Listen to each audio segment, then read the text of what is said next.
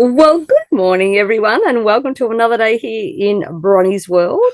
And at Bronie's desk today, we have one of my favorite guests, who is, I consider, a dear friend and a dear friend to us all because his knowledge blows my mind. But anyway, that's beside the point.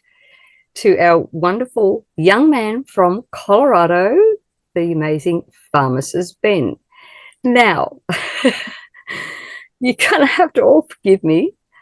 I had to take my mother-in-law to the city last Thursday for an appointment on Friday. So I stayed in a stranger's bed on Thursday night and woke up the next morning with no voice. And I have been struggling ever since. And my nose has not stopped running, which air conditioning does. And because, it was a motel room. Don't get me wrong. There was no one else in the bed with me, I can assure you. My husband was supposed to come with us, but after the traumatic attack on our dog and chickens last Sunday week ago, he stayed home to take care of the chickens, and the dog was still at the vet's for a week. Anyway, so Ben, help me. My throat's Help you with sore. your voice. Your voice sounds great. What are you talking about? It's not sore. Well, I can't speak as loud as I usually do. And if I speak Oh, too okay, loud, gotcha. this That. You want to rest. You want to rest your voice. A. You want to suck on zinc lozenges. B. which And I've you run want out of, to. What's that? which I've run out of and waiting to come. Okay, suck on no lozenges, not capsules. There's special lozenges that taste good. Zinc doesn't taste good, so you got to have a lozenge that's sweetened and flavored. Oh, okay. You can't suck on just a supplement. It tastes terrible. So you get something called a zinc. I suck on our zinc lozenges as that we've got. Yeah, zinc. Oh, you have The longevity ones. Longevity has zinc lozenges? Well, Sure? you're supposed to suck on them. Okay, I didn't know that. Okay, well, there you go. That's the treatment for sore throat.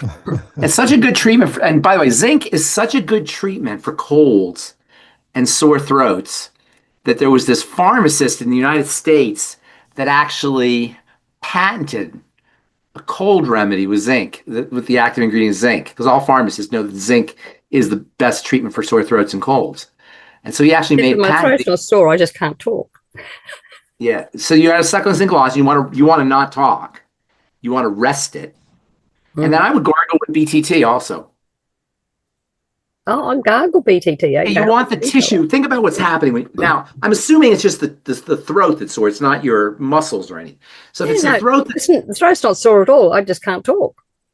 What do you mean you can't talk? My voice keeps going, and then if I talk, is it the muscle? Is it the larynx? The voice box? I'm guessing so. But, well, you got to know what it is. Yes. Well, obviously. So you have you understand how the voice, how the whole voice thing works? Yeah. Like your larynx and all that. Are you familiar with that? Well, enough to know. You have two bands. You have two bands of muscle tissue inside your larynx here, and they vibrate. And when they're healthy, these vocal cords open and close. And then they make sounds through vibration. They vibrate, basically. When you have laryngitis, which it sounds like you might have, your vocal cords are inflamed. And so when they vibrate, you get a distortion in the sounds. And so you sound hoarse. Is that what it is? I mean, I'm not understanding exactly what it is, but that's called laryngitis, technically. Yeah, probably. Is that what they said? No one said anything. I'm not going to a doctor. Well, I can't help you if I don't know what's causing it. So I would help you, but I can't really if I don't know what causes it is the air conditioning myself. No, not what causes it. No. And you don't know what causes it. The trauma that we've had this week with my dog being attacked and almost killed, and my chicken. No. Listen to me. Yeah. When I say what causes, I mean what is causing the sound to come out funny. What mechanically in your throat? Yeah, that's exactly. You don't know. So I can't. How can I help you if you don't know what the problem is? I can't help you with the sound. I can't make the sound better. But if you tell me it's wrong in here, I can tell you how to handle that. But the sound, I can't do anything about. That's not a nutritional thing. Obviously, something's wrong in here because it's not working. I'm guessing it's your vocal cords, is what I would guess. But I don't know. If it's inflammation, and that's really actually a good question. I'll tell you why here in a second. But let me just finish this up. If it's inflammation of the vocal cords, you need something that will calm down the inflammation. Mm-hmm. Remember, and this is what I'm going to talk about here in a second. Inflammation is your body's response to something. You can't address inflammation without seeing what your body's responding to. So we have to know what the body's responding to. Don't throw up on me. You look like you're going to throw up there. And that's a really good point. And I don't know if you have stuff like a topic, but I kind of want to touch on this. See, one of the things I like to do, as you know, is I like to take all health issues and reduce them down to their most basic components. And that simplifies everything. And if you're going to get sick on us here, Bronie, I'm a little concerned about you here. What is that? That's what happens as soon as I talk too much. I start coughing uncontrollably. You shouldn't talk. Who wants to? You shouldn't talk. You should not be talking. I'll mute myself. Yeah, you shouldn't be talking. You got arrested. So, what Bronnie's experiencing, you look so sad, Bronie. You're going to cry. You're breaking my heart, girl. Are you okay? Oh no. Looks like there's something. There's something. I still. No, don't talk. Don't talk. I like to reduce health challenges to their simplest thing. That's why I talk about the digestive system all the time. That's where we come to triangle disease or the 2 points of disease, dirty blood. All the things I talk about are basically reducing symptoms down to their most basic causes. Now we have some control over them. The reason doctors and medicine fail, and I hate talking behind their back. I wish we had a doctor on here so I could tell them. The reason doctors fail is because they're trying to treat things at the top, not at the fundamental cause. And it doesn't work that way. You can't treat the fruit. You got to treat the root. So your laryngitis, whatever it is an apple, a rotten apple in the tree. What are you going to do about a rotten apple on a tree? Oh, if I was a doctor, I would go in there and I'd cut something out, or I'd give you a drug that would shut things down. Or that's how medicine works. It tries to force the apple, the rotten apple, to be a good apple, and it doesn't work. You have to get tomorrow's apple. Once your apple's rotten, it's rotten. You can't do anything about it. You got to get to the root. And that's why we reduce everything down. So, Bronie. So one of the main ways that we reduce health is into the most common mechanism of all health challenges. The highway to all health challenges is the blood, and that's why you got to clean the blood. That's why we talk about the digestive system, because the way the digestive system the blood becomes dirty is through the digestive system. So we talk about the digestive system all the time. So the highway is the blood, but the mechanism of heart disease, cancer, autoimmunity, movement disorders, menstrual problems, reproductive problems, laryngitis, anything. All things, please, people, understand this. There's 5,000 different diagnoses. There's all kinds of ways your body can break down, but they all have one thing in common. Don't you think it'd be instructive to know what the one thing in common is so that you can deal with everything? Wouldn't that make sense, right? Makes sense to every normal human being that's not a doctor. You work on the thing that's in common with everything. What's the one common factor to all disease? Chronic disease or even acute disease for that matter. Bingo. Bingo. Say it louder, even though you can't talk. Say it louder. Inflammation. Inflammation. Did everybody hear that? That's the one thing that all disease has in common. Inflammation. So don't you think we should try and figure out what is this thing called inflammation? And I want to ask, I can only see you, Brian, but I don't want to ask you because, I don't want you to talk. You shouldn't talk. I'm serious. You should just not talk. You have to rest. You have to rest your vocal cords. So why don't we put Grant on or Yvonne or Sue or somebody so I can see somebody? And I don't, anybody want to be my icon? I'm here, Ben. Let's let Grant be my icon because I want to be able to talk to a person so I can see if it's making sense. So can we put Grant on? I don't see Bronie, there you go. Hi, Grant. Hi, Grant. Okay. So inflammation. So don't you think if inflammation is the one common denominator to all the different ways the body can break down, shouldn't we understand inflammation? Absolutely. That's a rhetorical question, of course. So what is inflammation? And Grant, because you're taking over from Bronie, I'm going to pick Yeah. on you. Yeah. What is Pick on me. inflammation? What is inflammation? Uh, it's well, things get inflamed. They react. Okay, but I don't mean to, I don't want to put you on the spot. Yeah. I'm not, I don't want to be mean here. But you see, the point I'm making is we don't know what it is.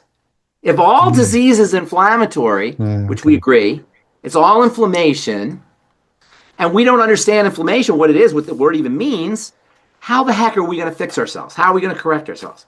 Of course, we're going to just go to the doctor and tell him, you fix me. We don't know. So let me explain inflammation because it's extremely important. First of all, it's your best friend. Inflammation is your best friend. That's first of all. Yep. Second of all, and I'll explain to you what I mean here in a minute. Second of all, inflammation is marked by, if you go to medical school, 4 signs. In Latin, they say calor, rubor, tumor, and dolor. Calor, rubor, tumor, and dolor. Calor means heat. Rubor means redness. Tumor means growth. And dolor means pain. 4 cardinal signs of inflammation. All well and good. And we've all seen inflammation. You get a black eye, boom, swells, inflammation. You break your leg or sprain your ankle, swells, inflammation. We all know this, right? You get a knot on your head, inflammation. We all know this. But here's where there's a disconnect. Here's where there's a disconnect. First of all, inflammation, black eye, let's take a black eye as our example. You're punched in the eye, a ball hits you in the eye, you get a black eye or swollen eye. Inflammation is the manifestation, the visual appearance. When we see inflammation, you see your friend has a black eye, the visual appearance of the swelling that is the result of fluid and fibers and various substances that are protecting that area. You get a black eye, your body wants to protect that area so it doesn't get hurt more, so it puts an airbag around it. If you ever break, God forbid, if you ever broke your leg or something, they would put a cast, an air cast around you. You know what I'm talking about? That air Yeah, I've cast broken a few bones. it immobilizes the bone, and it keeps the bone from moving, and it keeps everything protected while the bone heals. That's what inflammation is. It's God's airbag. It's the biological airbag, whether it's in your eye, a knot on your head, your ankle, or your knee, or whatever. We all seen it. So the next time you see inflammation, what you want to think in your head, that's an airbag, an air cast, or an airbag in your car. It's when I'm shipping glass bottles, I wrap them around with bubble wrap, right, Yeah. to protect the glass. Yeah. This is all protect. These are all protective mechanisms, protective strategies for a bottle, for your eye, for your knee, whatever. So it's great that you have inflammation. However, there's a disconnect that we have because you see, well, we all recognize the inflammatory response in your eye or your elbow or knee or whatever, or head. What we don't recognize is another form of inflammation that happens in the very tiny parts of the body. The tiniest, most tiniest living parts of the body, the cell, also break down and also get damaged, just like your eye gets damaged or your knee gets damaged. These tiny little parts in the body, they also get damaged, and you don't see them because they're tiny, they're microscopic. So we do not see them because they're microscopic. What is the tiniest, the most basic living unit in in the tiniest living? Bingo. The cell. The cell. Bingo. The cell. 50 trillion of the things. 100 trillion or 50 trillion. Nobody's really counted them, but there's a lot. A lot. A lot, right? There's a lot, right? So how long do you think it would take you to count to 100 trillion if you counted one by one? Lifetimes. Several lifetimes. Several lifetimes? 32 million years. A lot of lifetimes. That's a lot of lifetimes, right? That's how big a trillion is. And we have this thing in our brain can't compute high numbers. Our brain can only compute within a certain narrow range of either immensity or tininess. Like we can't really picture quantum and we can't really picture the galaxies.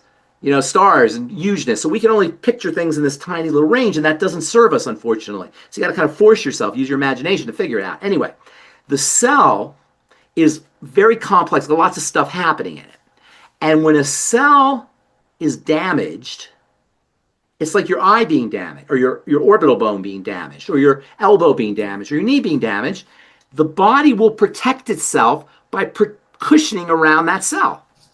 In a microscopic version of a black eye or of a broken leg, you'll get the same exact response in a cell that you'll get around your eye. That's called microscopic inflammation. Microinflammation. This is where it becomes problematic. See, if a cell dies, when a cell dies, it starts to spew out its contents. A cell's contents are acid, and their enzymes are very caustic. When dead bodies die, whether it's a dead human body, a dead animal body, or a dead cell body, they're very toxic. That's why we bury our dead. Archaeologists and anthropologists can tell how advanced the culture was by whether they buried their dead or not. We bury our dead, or we burn our dead bodies, because they're toxic. In the Middle Ages, when they wanted to siege a castle, and they throw the heads over the walls. They throw dead bodies over the wall, exactly.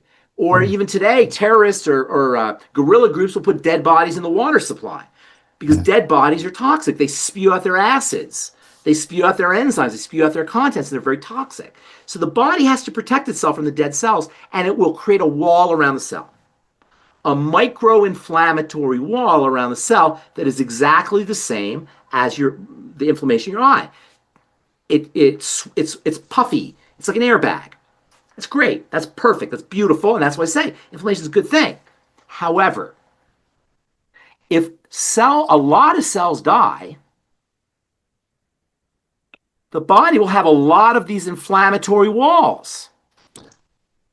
And these inflammatory walls, hang on a second, Grant. While these inflammatory walls are very helpful when you have one cell, if you start to have a lot of inflammatory walls, beaver's dams, if you will, now you're going to start to have a problem, because these walls, while they're protecting the area, are going to keep nutrients from getting through. They're going to keep oxygen from getting through. They're going to keep toxicity from leaving. So as these walls, these micro-inflammatory walls, which are protecting the body, build up, eventually you get pockets of areas of tissues, of cells, that aren't getting fed, that aren't getting oxygenated, that are accumulating waste. And guess what happens then? More cells die. And guess what happens then? More inflammatory walls build up. And guess what happens then? More oxygen can't get through. More nutrients can't get through. More waste accumulates. And guess what happens then? More cells die. And guess what happens then? More inflammatory. And this goes on and on and on. But because you have 100 trillion cells and they're so tiny, you don't notice it. Because they're tiny. They're just in very tiny areas. And as this condition, and by the way, this condition starts at birth for most people. Sometimes even in the womb, but certainly at birth for most people. And it continues on for months and years and decades. And you don't know it. You're a kid. You don't know this is happening. There's pockets. There's cells dying. There's inflammatory walls. And there's pockets of cell death, and more oxygen and nutrients and toxicity builds up, and blah, blah, blah, on and on and on. This vicious cycle ensues for months and years and decades until it reaches a critical mass. And that critical mass, or that threshold, is we call it a phase shift. It takes you to another level. And then you're sitting at home watching TV, and all of a sudden you get Parkinson's disease. All of a sudden you start shaking. All of a sudden your heart starts to hurt. All of a sudden your gallbladder aches. All of a sudden your throat hurts. All of a sudden your joints hurt. And you say, I was just sitting at home, minding my own business, watching TV, and I got Parkinson's disease. How could that ever happen? Because percolating along for the months and the years and decades has been this inflammatory cascade, then you don't know it because it's microscopic. And what if you want to reverse or prevent that situation, we have to understand what is the body protecting itself from. When you have a black eye, we know it's protecting itself from a punch in the eye or a broken orbital bone. We know it's protecting the knee or the leg. We know that. But what is the body protecting the cells from? What is getting into the cells that is initiating the protective response? And remember, people, I'm going to digress here. Remember, this is everything. Cancer to acne, atherosclerosis to arthritis, everything. There's nothing in the way of chronic degenerative disease that does not involve this. Do you see how important this is?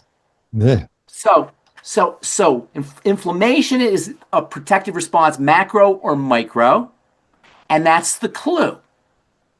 If it's a protective response, macro, you're responding to a black eye. Okay, that happens. That's part of being alive. But if it's if it's a protective response, micro, we need to know what the heck is the body protecting itself from. So, is the body protecting itself from dust that's being sprinkled on our heads from angels in the sky? No. No. Is the body protecting itself from little elves that are shooting arrows at you from the grass, little leprechauns? No. Is the body protecting the cells from smoke and evil humors in the sky? I'm picking on these things because that's what they used to think. What is the body protecting itself from? It's protecting itself from, hang on, something that it senses is a bad guy, an enemy. Somehow an enemy has gotten into the system. Whenever you have inflammation, you have a defensive response. Inflammation is a defensive response. If you have a defensive, this is all logic, by the way. There's no medicine here. There's no science. You don't need to have a degree. This is all logic. If you have a defensive response, inflammation is a defensive response, and you want to end that defensive response, or you want to prevent a defensive response, or you want to mitigate or reduce a defensive response, what should you look for? Identify the enemy, really. If you want to end listen to my words. If you want to end a defensive response, a defense response, what do you want to look for? What triggers defense? An offense. Offense. Bingo. If you have a defensive response that you want to end or mitigate or reduce or prevent, you want to figure out what is the offense. Yep. What is the offending agent? That's all. Listen to me. That's everything. Did you see how I just simplified it? All disease is inflammatory. All disease is a defensive response. If you want to end a defensive response, you find the offending agent. Is the offending agent coming from dust sprinkling on the sky or a leprechaun shooting arrows at you? No. What is getting into the body that's triggering a defensive response? There's only one way, or that's two ways, actually. We talk about these all the time. What are the two ways? And by the way, let me digress real quick. When we say into the body, we mean into the blood. That's like synonymous. We always kind of say into the body, but we really mean into the blood. So how do things get into the blood that can trigger a defensive response? Hello. Hello. We talk about it all the time. People, don't overthink. Don't let your medical professional think you're a dummy. They think you're a dummy. You're not a dummy. This is not complicated. When things get into the body that the body doesn't, into the blood, meaning into the blood that the body doesn't like, it will defend itself. When cells die, the body will protect them. So what you got to do and you got to figure out is what is getting into the system that's triggering the defensive response. And it's always related to food. And I talk about it all the time, and I almost feel like, I hope you're not, but I think sometimes I'm afraid you think I'm a food guy. I'm Mr. Organic Man. I'm Mr. Eat Your Vegetables guy. I'm not. I'm not that at all. I'm just telling you this is the mechanism of blood toxicity, which ultimately leads to the defensive response. It's not because it's about food, and we have to kind of, you know, food is so fraught with baggage from our childhood and from emotions, and we hear good and bad. And when I say talk about food, I always think you're. I know maybe you're not, but in my head, you're eat your vegetables, make sure you eat right. You know, it's like nah, that whole thing, and we rebel against that. We resent that. We hate that. We shut down. Not you here probably because you're dedicated to your health, and if you're dedicated to your health, you don't do that. But most people, Most of Bronie, us go do. out to your neighbors and tell them, in their head, no, I don't tell me not to eat my cheese. Don't tell me not to eat my French fries, and never tell anybody while they're eating their French fries. That's never going to go over well. But even ahead of time, nobody wants to hear it. But from a logical perspective, that's what happens. Now, there is an exception because you can inject things into your blood, and that's why any knucklehead medical professional who tells you to inject something into your blood and you don't know what that is, or government, even worse, under penalty of law, tells you to inject things, that's evil. That's about as evil as it gets because they're forcing you then to poison your body to initiate this defensive response. But aside from that, for most of us, it's coming in through the gut, through the intestine. And that's why we talk about the intestine so much.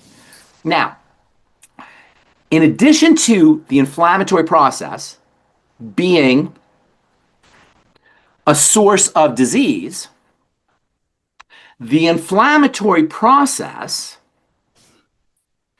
also initiates the anti-inflammatory process. So inflammation turns on anti-inflammation. How beautiful is this? This is how beautiful the body is. Under healthy circumstances, when there's inflammation, the body will correct that inflammation with anti-inflammation by growing bigger bones or more cells or more tissue. It'll get stronger. This is under healthy conditions. So under healthy conditions, inflammation initiates anti-inflammation. Inflammation is critical for anti-inflammation, and the two together are the healing response. Inflammation protects, anti-inflammation corrects. And between protection and correction, you have healing. And these both occur in this kind of balance.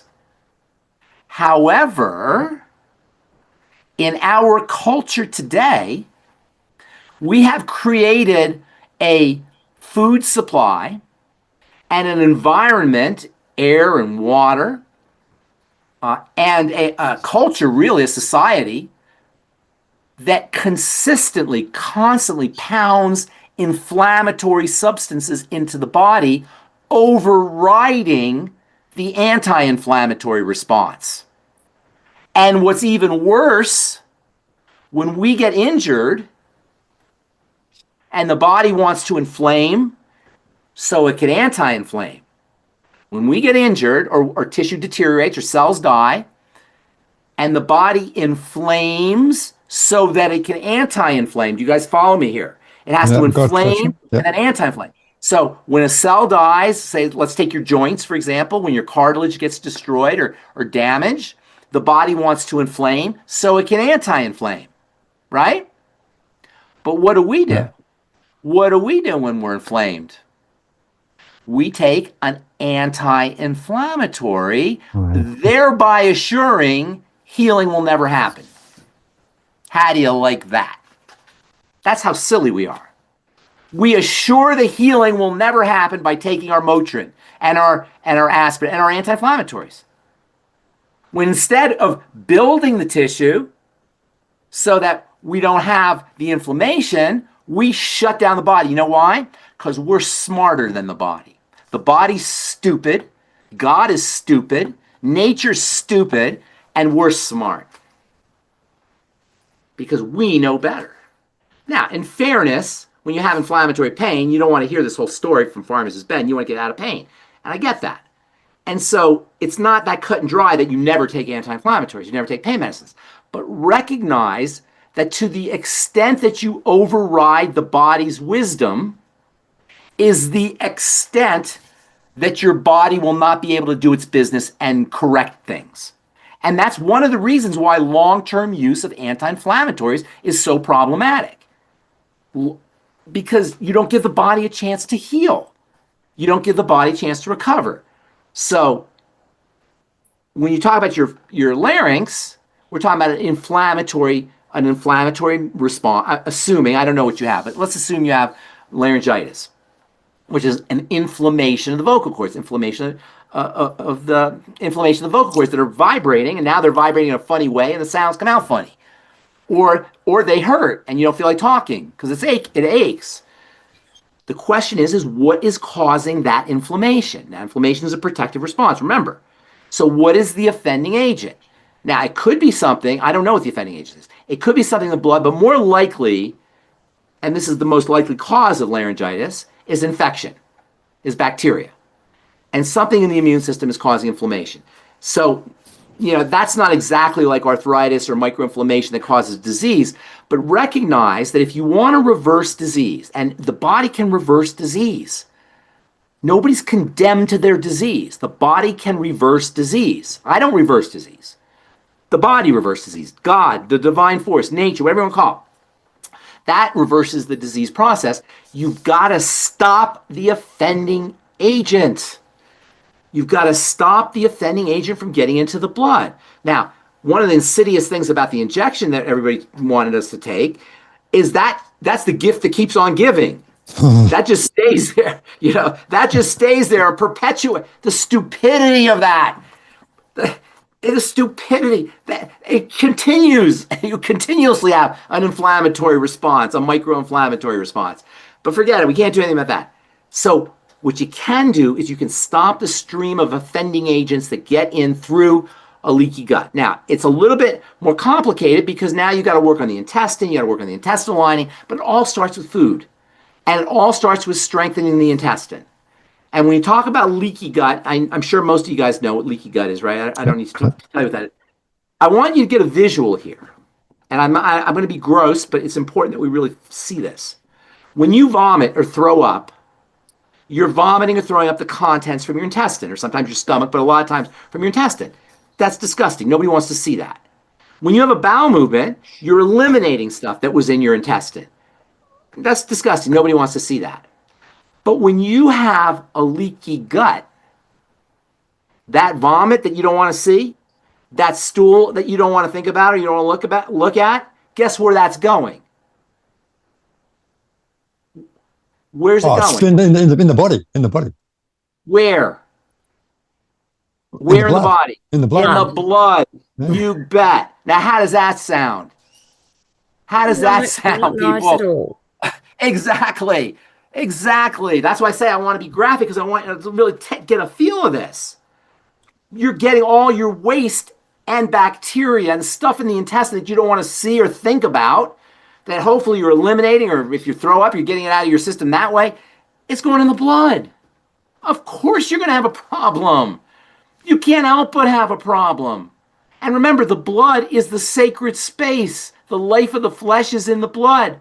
The blood is not some red fluid that, we look at the blood, it's a red fluid. No, the blood is a tissue. It's made up of fats and proteins and minerals and glucose and oxygen and hormones and nutrients. And it's very complex. And there's all kinds of cells, different white blood cells and red blood cells and platelets. And it's just a deeply complex system. And that deeply complex system has to be held with just the exact perfect pH, the exact perfect fluid level, the exact perfect temperature, the exact perfect amount of water, the exact perfect amount of gases, the exact perfect viscosity, the exact perfect thickness, fluidity. Everything is to be just so. And now you put a big turd in the system. What do you think is going to happen? Of course you're going to get sick. Of course, this is what happens.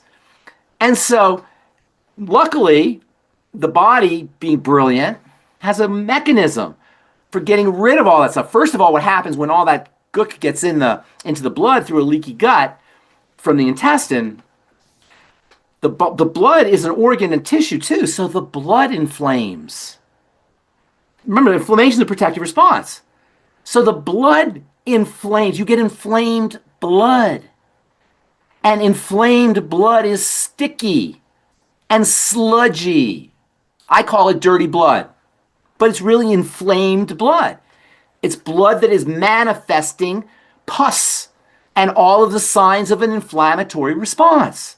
So right away, you got a big problem because the blood is delivering nutrients and oxygen and eliminating waste.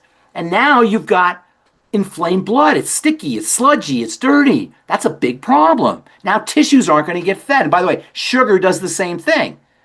Too much sugar in the blood will also cause the blood to be disturbed and cause this whole inflammatory response. And so now you've got a big problem because now the blood is not delivering the oxygen. The blood is not delivering the nutrients. It's not able to detoxify. So you've got a couple problems. First problem is tissues are not going to get nutriated. They're not going to get oxygenated. They're not going to get detoxified. And waste is going to start to accumulate. And cells are going to start to die. And guess what's going to happen then? The whole inflammatory response. All the inflammation is going to start to happen. But it's even worse than that. Because as the blood is becoming sticky and sludgy and it's not able to move as effectively, your liver's not getting perfused. To perfuse means to get saturated blood. The liver's not getting perfused. The spleen's not getting perfused. The heart's not getting perfused. The brain, the skin, all the tissues are not getting perfused. So guess what the body does under those conditions? The body says, the spleen, first of all, communicates to the brain. The brain's constantly reading everything. The spleen's communicating to the brain, and the brain says, hey, wait a minute. The spleen's not getting any oxygen. The spleen's not getting any nutrients. The tissues aren't getting oxygenated or nutriated, and they're accumulating toxicity. The blood is not moving right. What do you think the brain does? It turns up the pressure. Yes. That's called High blood pressure. Blood pressure. And you go to your doctor, and he'll say, there's just no cause for it. It just happens. And they have no idea. They call it essential hypertension. Have you heard of this term, essential? Yeah. 95% of hypertensive cases are essential hypertension. The vast majority. What does that mean? It means hypertension it's just part of you. It's just who you are. When something's essential, it means it's your essence. So when medicine says essential tremors or essential hypertension, they mean it's just who you are. It's just part of you. There's no reason for it. And then what they do is they give you a drug that forces your blood vessels open because they're smarter than the body, because we know more than the body. So he's like, you stupid body, you want high blood pressure? We'll show you high blood pressure. And we open up the blood vessels with a beta blocker or a calcium channel blocker or a vasodilator, some kind of toxic drug. Or we reduce the fluid with a diuretic, further concentrating and making the blood more sticky. In other words, the brain saying, hey, we got to get oxygen to the tissues. And our medical people are saying, nah, we're turning down the pressure. So much for that. And now what happens to the spleen and the intestine and the heart and the brain and all the other organs that need blood? They don't get the blood. And then when you drop dead of a disease or you have a gallbladder problem or spleen problem or some other problem, who the heck is going to associate it with the decrease in pressure that is caused by the antihypertensive? Nobody. You ask your doctor if he understands what I just said. And by the way, is anything complicated? Is there any medicine here? This is not medicine. We got to get this out of our heads. It's not medicine. They want to disempower us. They want us to think we're too stupid. This is not complicated. Now, I think the mechanisms are all fascinating, and I hope you do too. It's really, really interesting. But you don't need to know all this stuff. You don't need to know all this stuff. You just need to know to stop putting inflammatory stuff into the body. That's pretty much it. Now, it's a little bit more complicated than that because you got to start working on the gut. You got to start working on the intestine. That's why we focus on the digestive system so much. So first thing with a chronic degenerative disease, I mean, I know you want me back every month, but I say the same thing every time. I don't know why you want me back. You know, I repeat myself all the time. You know, We're just slow, Ben. You're a little slow out down there, down under. Okay, I got it. It's all that heat, man. You're moving a little slow. All right. No, I'm kidding, because everybody, you know, I don't know why anyone wants to hear me talk. I say the same thing over and over and over again. I go on coast to coast every 6 weeks, 10 years. or 11 years, I say the same thing. And they call, and they still call. And every call, I say the same thing. Yeah, You know? but Ben, you're one of the only few that says it. Not many That others says will what? say it. That says what? About this You, whole, you, you talk about blood and leaky gut and the triangle of disease and stuff. It's just what am amazing. I going to do? How can I But help? you're I the mean, only one who come with says it. me. I'd Well, love to. but isn't this logical? You see the logic It's here. It's hugely right. logical. Yeah, It's like we're in a trance. You know, I'm in yeah, the skin business. You guys know I'm in the skin business. I make yeah, skincare yeah. products. Right? Do you know the dumbest thing you can ever put on your dry skin is a moisturizing cream? The dumbest. The dumbest. Have you noticed in this country, probably similar in Australia, we sell $10 billion a year in moisturizing creams. Yeah. 10 billion. And everybody has dry skin. How can everybody have dry skin if everybody's using moisturizers? What's happening? What's the disconnect? The disconnect is the more moisturizer you use, the more you shut down your skin's moisture factors. But we're all under this illusion, this hypnotic trance. I'm dry, I put on a moisturizer. When was the last time a specialist helped somebody with their MS, their multiple sclerosis, or their cerebral palsy, or their autoimmunity, or whatever it was? Never, but we still go back. We're in this trance, this kind of hallucination where we think that we're going to be helped by medical strategies, and we do whatever they tell us. And I get the letters, and I'm sure, Bronie, you see some letters too. They're heartbreaking. They're heartbreaking.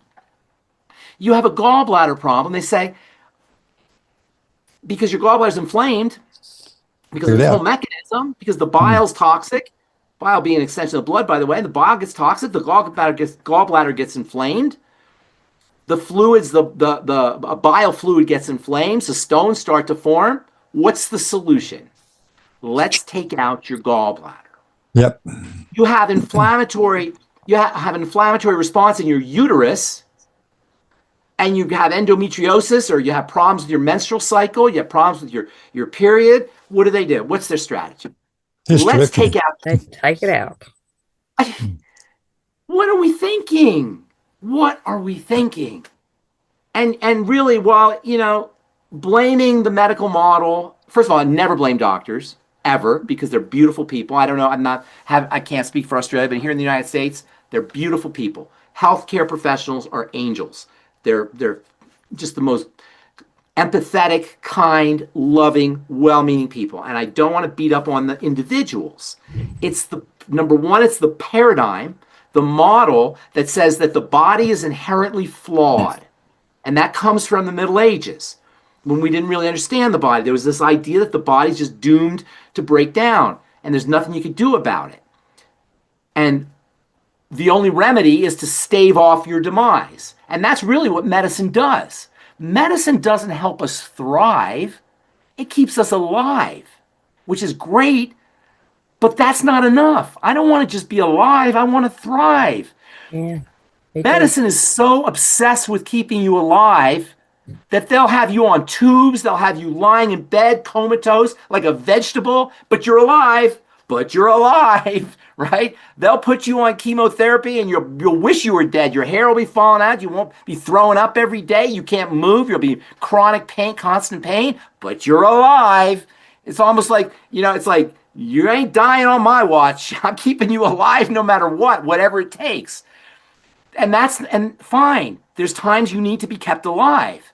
If you get, God forbid, into a horrible accident, that's wonderful, and medicine's wonderful for that. I mean, wonderful. I had a friend, she had a perforated colon, a perforated cecum, part of her colon.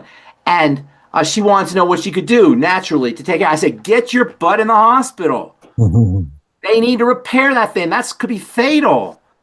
And that's what medicine does. They're excellent. They're godly. They're angels. They couldn't be more magnificent for doing the things, for keeping us alive in an emergency. But they cannot help us thrive. And being alive I'm not happy just being alive. I want to thrive. I want to have energy. I want to be resistant to disease. I want to be pain-free. I want to be able to move my limbs. I want to be able to have a good bowel movement or be able to urinate. I want to be able to breathe deeply without pain. I don't want to just be alive. Nobody should just be satisfied with just being alive. And while medicine can keep you alive, it cannot help you thrive. But thriving is our business. We can do that. And that's what this is all about. This isn't about keeping anybody alive. This is about helping us thrive so we can have explosive energy and joie de vivre and throw up our grandkids and babies in the air and catch them and get out of bed bounding and not be sick every time a virus comes around or a cold comes around. You know, those are the things about being alive, the joie de vivre, the fun stuff. And that comes from how we live our lives. And while food is great and French fries and all that stuff, I understand, it can't even come close to the energy and the joy and the vibrancy of just being alive, being or thriving, being strong, being powerful, being resilient. Yes, okay, French fries are fine, but all these other things that come with avoiding the French fries and other things too, and all the things that we talk about here on this column that I do on all my presentations. Here's a classic example. You'll love this, Bronie, and ladies will love this.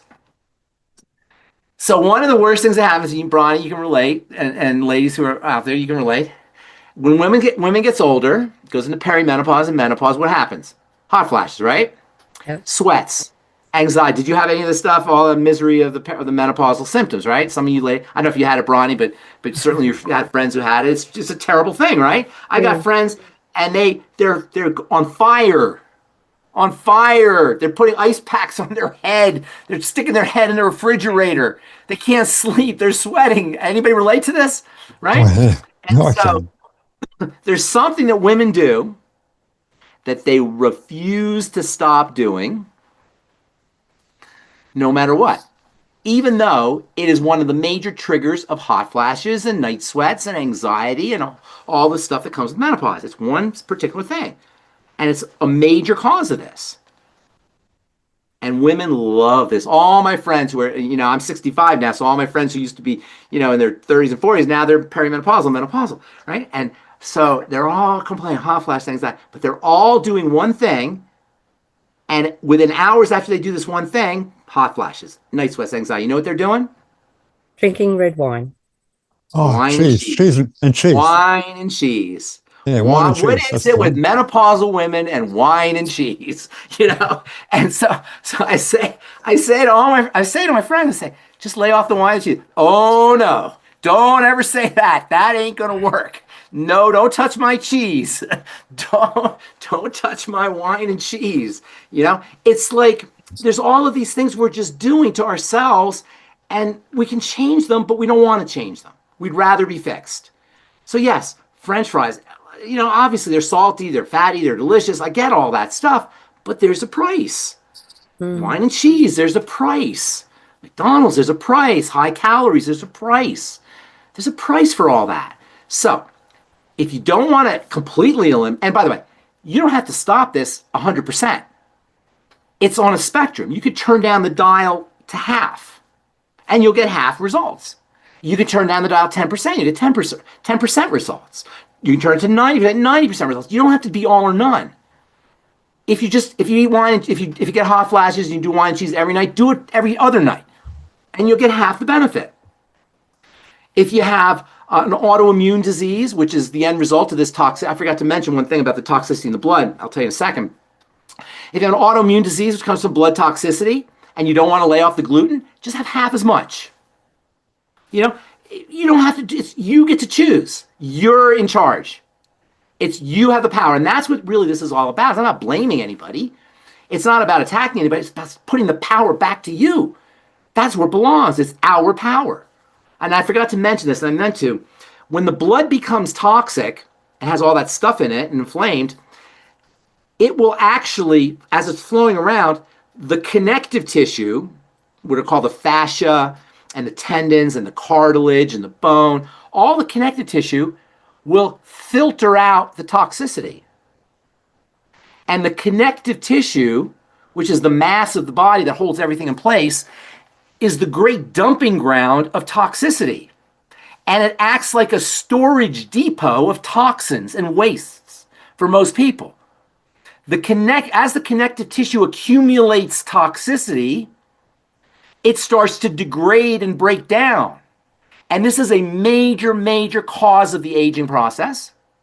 And it's a major, major cause of autoimmunity. It is the cause of autoimmunity, is this dumping out of toxicities into the connective tissue as well as into the soft glands, the thyroid and the kidneys and the pancreas and the spleen and the intestine and the various tissues. They start to accumulate all this waste that's in the blood. So first you got this inflammatory response in the blood, but then it gets dumped out into the rest of the body.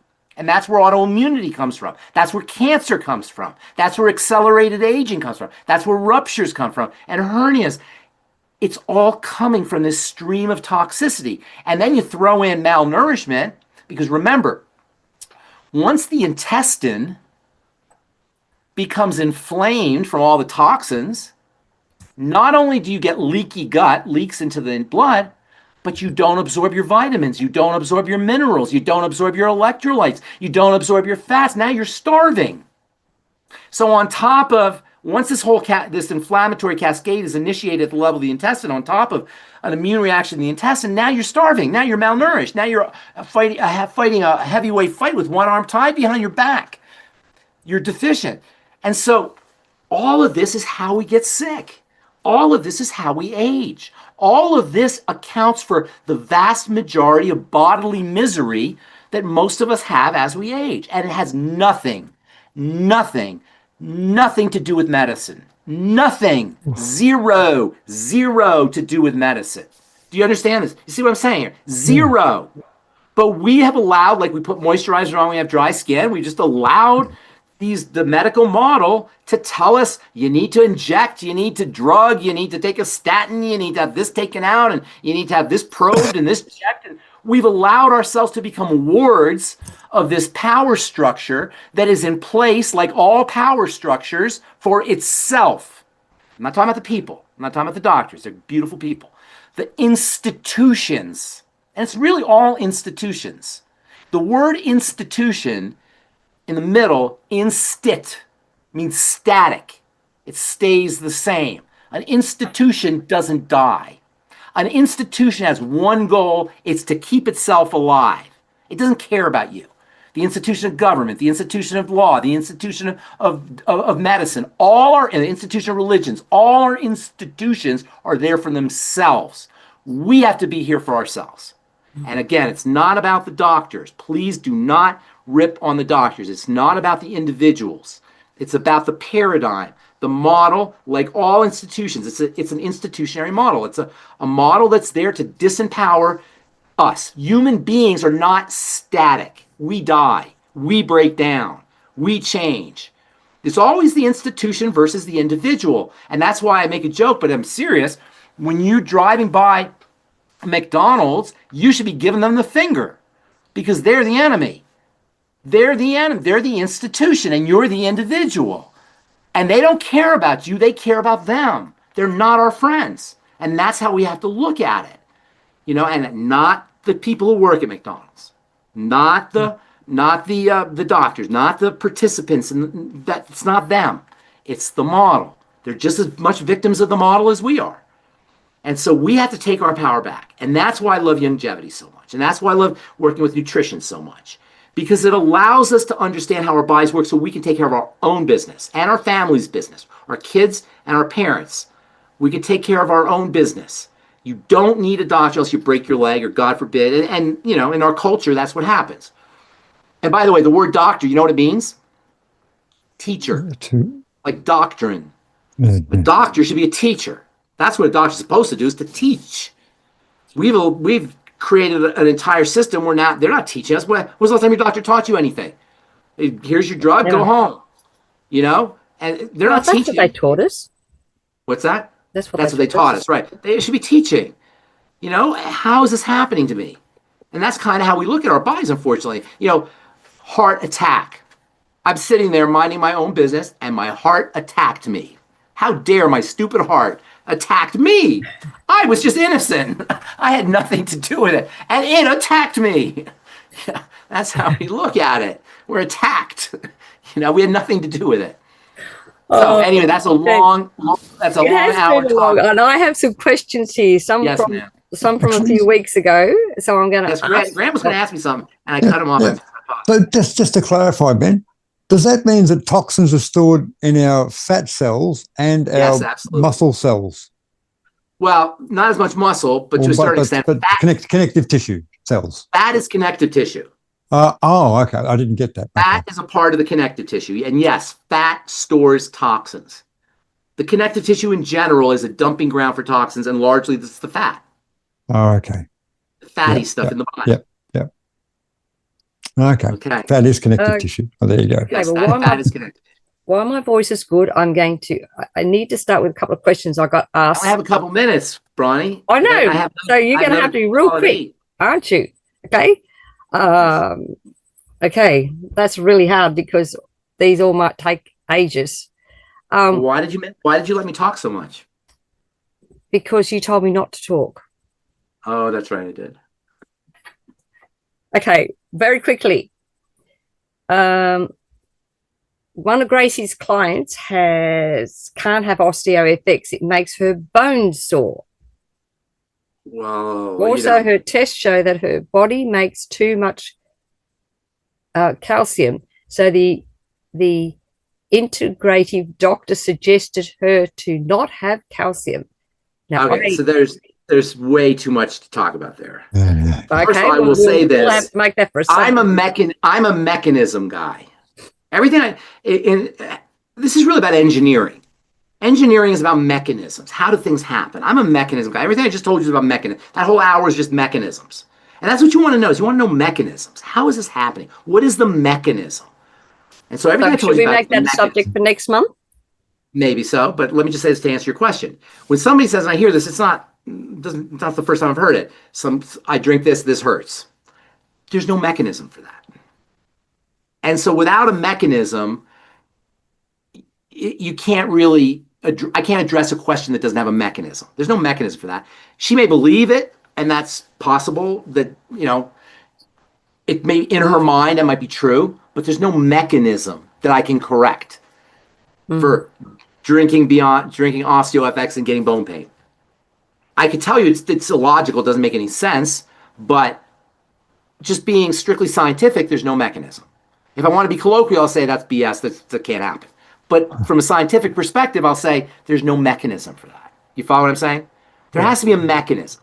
And that's why whenever anybody asks me a question, I'm always telling you the mechanism. So take this, for example, the second part of your question. Calcium is stored in the bones. And it plays a very, very, maybe the most important role of any element in the body. Because it turns things on. It makes cells move. It's an activator for cells.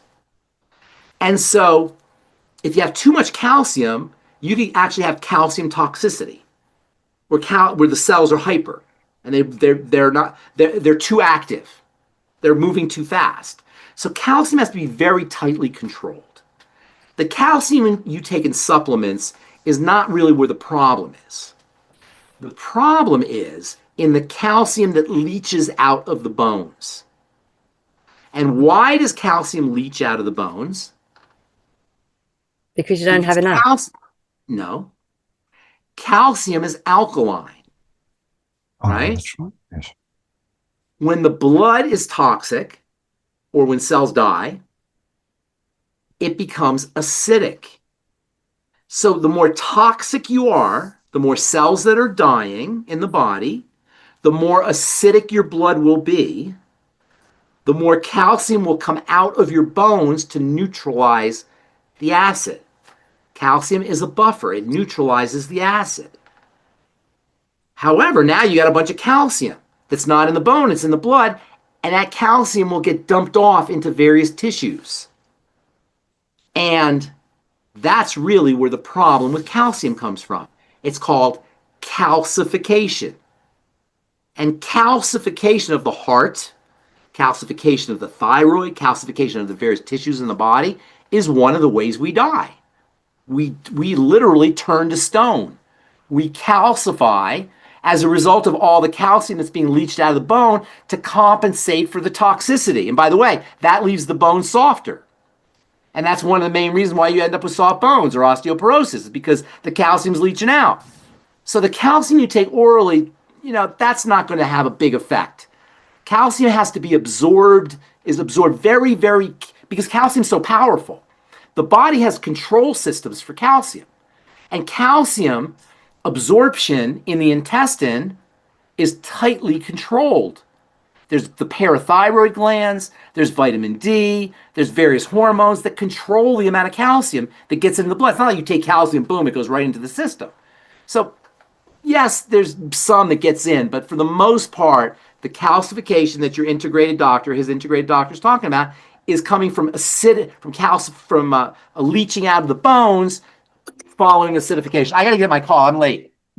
Oh, okay. That's the call. I have so many questions and stuff. Okay, I got to go. I'm so sorry. Yes, hang on a second. Okay. Hey, AJ, I'm just finishing up my call here. Okay, thank you very much. Well, I'm sorry, everyone, if we didn't get to your questions. And I ask you all nicely here in Bronie's world, just stay safe, stay informed, be empowered, but do not live in fear. We'll address those questions next time. We will. So, bye, everybody. And you do that, and you too will be powerful, beautiful, brilliant, and most definitely very brave. God bless you all. Catch you again tomorrow here in Bronie's world. And I thought my little question would have taken not much time at all. So I'm really sorry, everyone. And we will get to those questions next time with Ben. Thank you, Ben. Thank you, Bronie. Thanks, everybody else. Thank you. Bronie.